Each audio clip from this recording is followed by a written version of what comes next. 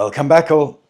As this video comes out on YouTube, I will be somewhere, I think, quite close to halfway up Norway. So I made sure to record this episode just before I head off on the Norwegian Arctic road trip. Thank you as ever, everyone, for continuing to get in touch. I can't thank you enough because, honestly, without you all being kind enough to share your thoughts and your opinions, it would be impossible to make these episodes on a weekly basis. So it's genuinely all thanks to you. Best place to do so, comment section below. If you have a longer story, maybe with some pictures, please do email hi@tuesdayatdobbs.com. Start this week, the motorcycle many of you may have been waiting for, but maybe deep down you thought, look, it's never gonna happen. The Benda. Does that mean anything? I wouldn't blame you if it doesn't. The Benda is the brand of motorcycle, Chinchilla 500. This is a 500cc V-twin cruiser with 47 horsepower, 215 kilos. It will come out in July 2025. So I think you can already now put a pre-order down. This is imminent. And the cost, £5,300 plus on-road charges. Maybe that's £150, £200. But under £5,500 for a V-twin cruiser. Did we ever think we would see the day again? Take a look at these pictures here from the Benda website or the MotoGP website where they're going to be selling them. This looks incredible. If Harley-Davidson came out with this bike and said, here it is, this is the bike you've been waiting for, the new Harley-Davidson Sports with a 500cc V-twin engine, I would be saying, welcome back, Harley. That's it. That is exactly the bike that you need to bring out to appeal to a younger audience. But Benda have done it. They have done, for me, a staggeringly good job. I would say that is a market leader, a market beater in the industry. Take a look at the Honda Rebel 500. This has a V-twin engine and the proportions, they're better than the Rebel 500. You could also look at the Royal Enfield Super Meteor 650. I would have to say that, and I'm a fan of that Royal Enfield, this is even a better looking version of that. Just the proportions of it, the fact it's got that V-twin engine as well.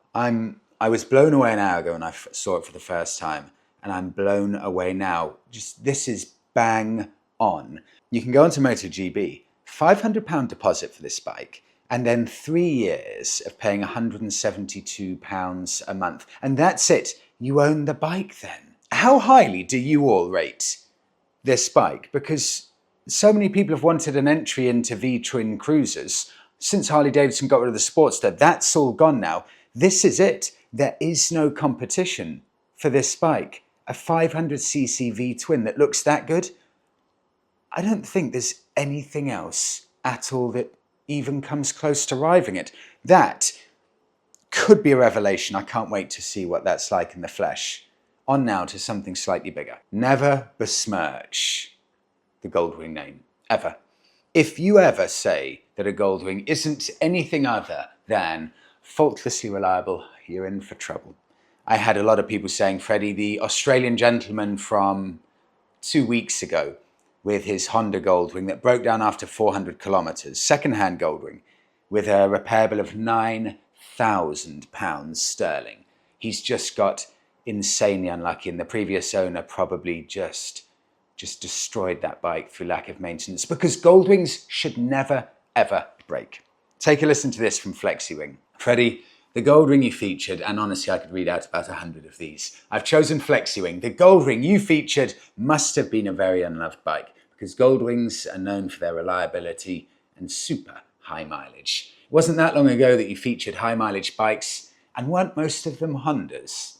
I own a 1990 1500cc Goldwing, and I sold it with 80,000 miles, and the new owner, last I heard, had put another 60,000 miles with no problems, still on the original clutch and not using any oil. If Goldwings are looked after, they will go to the moon and back in true style and comfort.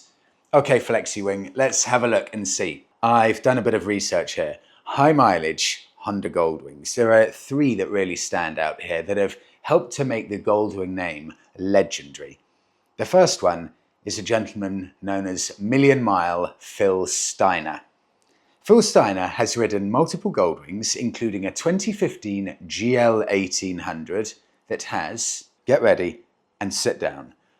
This is legit, I've checked everywhere, this is proper. It has 704,000 miles on the clock. But not only that, he also has an older 2002 Honda Goldwing, and that has 554,000 miles on the clock. Both of their engines are original, and as far as I can tell from everything I've read, neither bike has ever required any big engine work. I go on to Allan Zarht. I think this is another American actually. The Americans seem to like these. Allan's ridden a 1975. This is the older one. See, it's in the DNA for Goldwings. It's not just one specific model.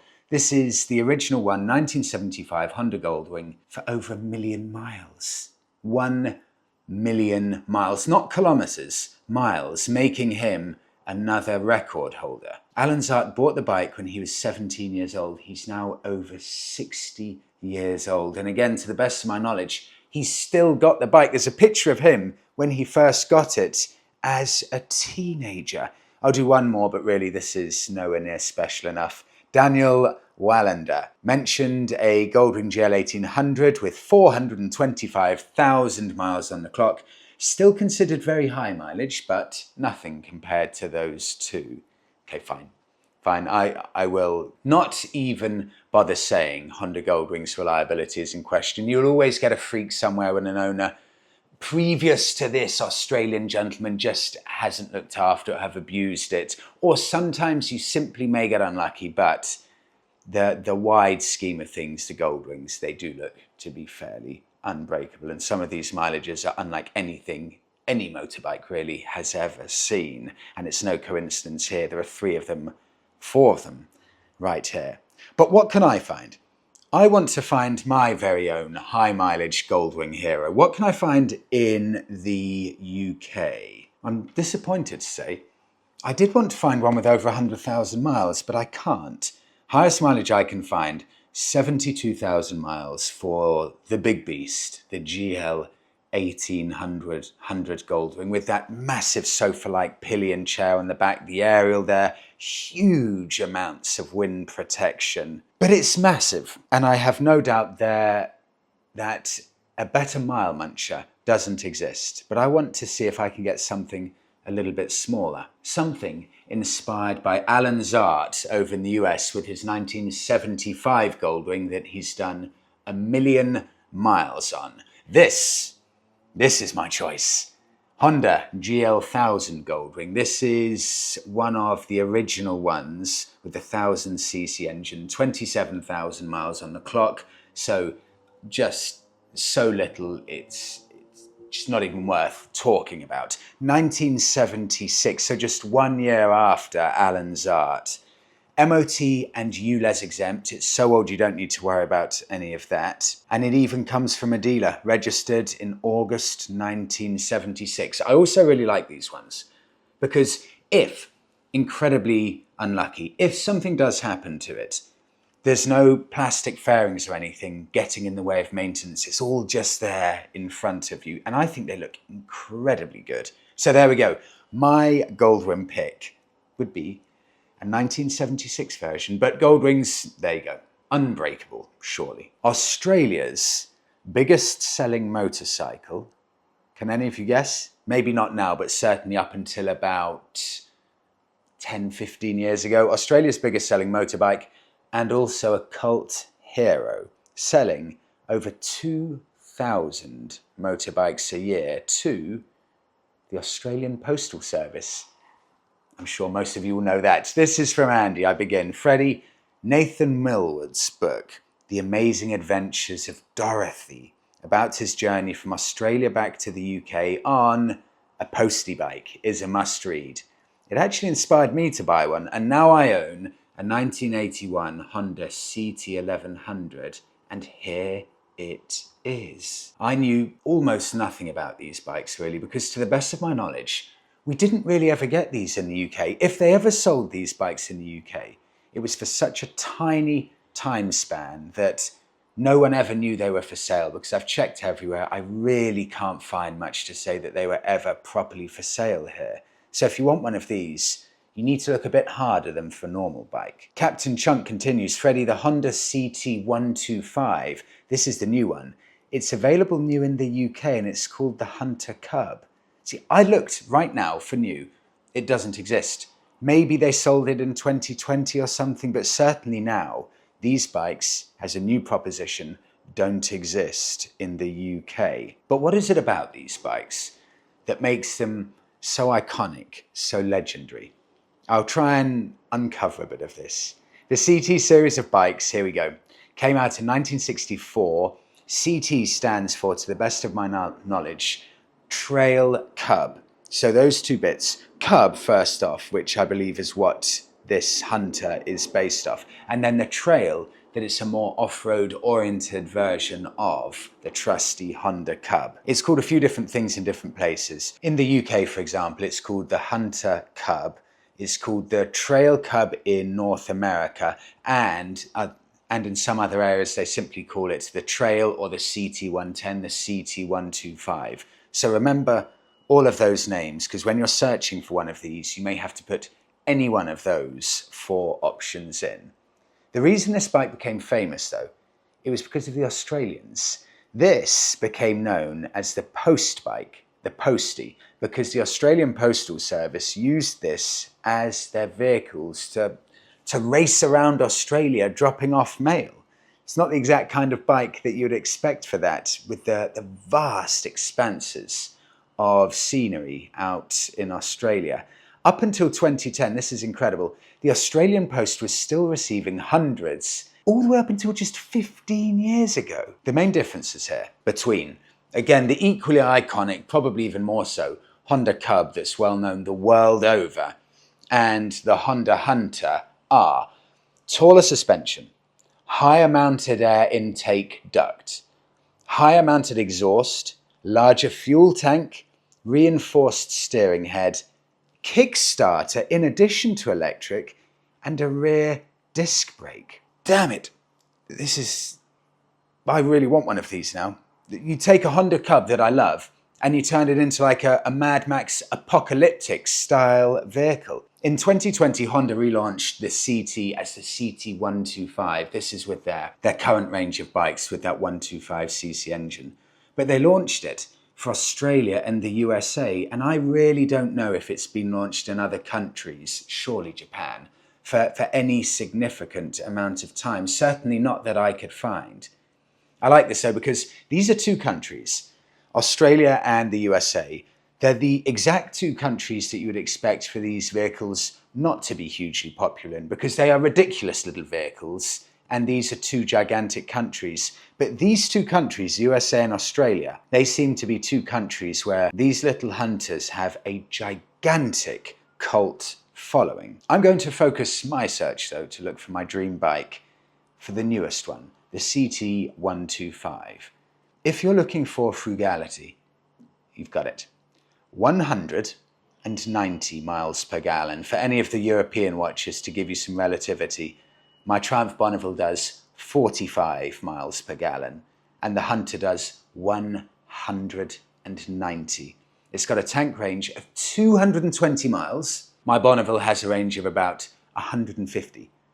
220 mile range. 120 kilos, so ultra lightweight, with 9 rampaging horses. God, I genuinely want one of these. I really want one. I could just see this being just fun, just simple fun. Take it on some crazy off-roading, put it on the back of whatever vehicle you may have. It's light enough to get some kind of bike ramp to put on it. It doesn't even need to be a hardcore 4x4 vehicle to have one of these. They're so tiny on the back. But was it ever sold in the UK? This is the big problem with these. These are really hard to find. I could only find a handful, and I do mean a handful. 4 of these in the UK is all I could find at time of filming. So these are not easy bikes to find. But I have found one, and only one, that's coming in at under £4,000. So I'm not going to lie to you and pretend this is a good value bike, this is a cheap bike. It's actually really quite expensive for a very simple little 125, but the market dictates what the prices are. And these are desirable bikes that people want, so the price is going to be high. Look, I would pay $4,000 for this bike, even though I know it's a bit ridiculous paying $4,000 for this bike, because I really, really want it. And if you want something enough, common sense completely goes out of the window. So I don't even care it's $4,000. I don't care, you can get bikes 10 times better than it for less money. I want this bike. £3,950. It's parked in someone's living room with some family photos behind it. It looks well loved. What do you notice about this here? As new condition, aftermarket exhaust, 2024 model, and I have to assume this top bit is right, 22,000 miles on the clock. Can that be true from a 1-year-old Honda Hunter? If it has that kind of mileage on it, then, well, you're going to be giving Nathan Millwood a run for his money on what he did for his. There you go. Honda Hunter. On now to a documentary in waiting. As this video comes out, there are 9 days left for funding for this. So we're right at the end of this now. This is an email I got from Sarah. Freddie, I'm wondering whether you may be willing to help spread the word about an upcoming documentary which I'm producing with the help of Charley Boorman. It's about my great-grandfather, Cyril Williams, who won the Isle of Man TT in 1920 in somewhat extraordinary circumstances, and who, along with his AJS teammates, signed up to be dispatch riders in World War I, taking their bikes to France with them. So the title of this is Across the Line, War Heroes of the TT with Charley Boorman, a documentary about the Isle of Man TT racers who became World War I dispatch riders and their bravery which bordered on madness.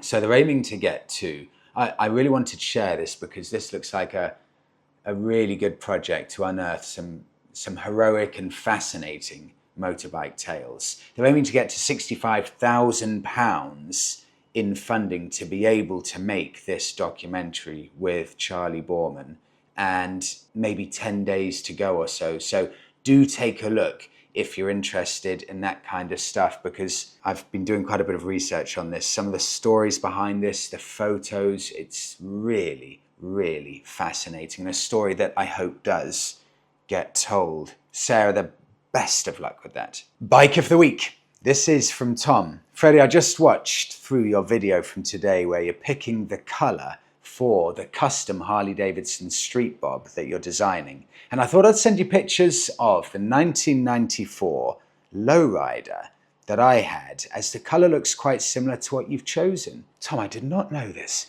This was a standard Harley-Davidson colour called Aqua Pearl.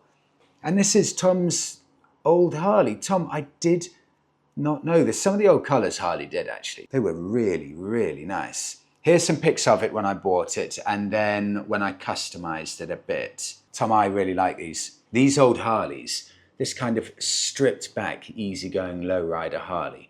For me, these are coming right back into fashion now, and especially that era. Cars exactly the same, late earlies into the 1990s. Now, this is the bang on. You can see it in all of the auctions, especially the car auctions. Cars from the 40s, 50s, even 60s. Prices have plummeted. They're becoming close to worthless. And as the prices of the 1960s vehicles drops like that, the prices of the 1980s and 90s vehicles is going like that. It always happens when a certain generation dies out, and then that new generation who remember bikes or cars from their past, and they got a bit of money to buy them back again, then the prices start rising. And these old Harleys from the 90s, I love them. So, the lowrider, first launched in 1977 at the Daytona Bike Week Festival, and this was Harley's biggest selling model in its first full year of production, 1978. This was the Harley-Davidson to buy. Strip back,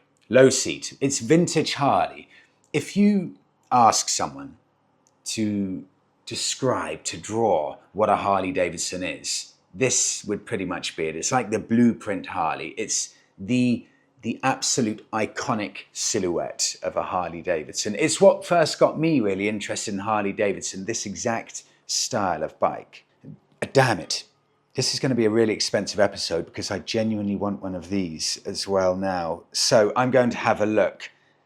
First off, I'm going to have a look and see if I can find a 1990s, a really vintage one. The problem with Harley-Davidson, they do these absolutely ridiculous names such as FXTCB, FXHSP, depending on the different era of a certain model. So the tip I've got, if you're looking for a certain era of Harley, you need to go and find exactly what these ridiculous letters are and then type those letters into your search to be able to find one. So I couldn't find any 1990s lowriders, maybe because I've got this string of letters wrong. But what I have done is found two bikes that really interest me. And if I were in the market, if I had the money, these are the two I'd be looking at. Harley-Davidson Steiner from 2015. You know, these are not that much money. This is a 10-year-old bike. I didn't expect to be able to get one for this kind of money. £8,600 for this. You know, it's coming in from a dealer, just a 10-year-old Harley, 15,000 miles. Again, iconic, classic, stripped back, simple, beautiful engineering. Oh, I love that bike.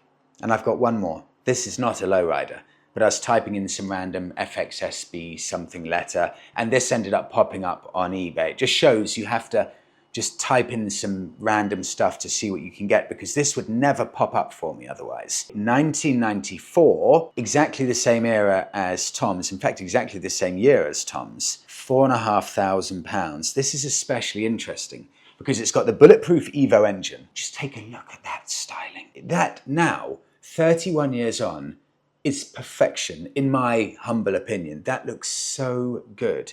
This bike is this kind of almost impossible to ignore value because at some point in its life, it was, let me just double check this. I believe it was a write-off. Yes, it was 2023, so a year and a half ago, coming up to 2 years ago, it was a write-off with the exception to the left side fuel tank. There appears to be no further damage. So a bit of damage on the left side of the fuel tank. That's about it. It's got an MOT all the way up to next year, 32,000 miles on the clock, runs and rides superbly. That's how you get a bargain. You know, a write-off with a little bit of damage, either sort the damage out or just leave it as it is. It looks excellent as it is. That is so tempting at that price, and I will wrap it up there. Thank you so much, everyone, for watching. Wish me luck in Norway, and I'll see you in the next one.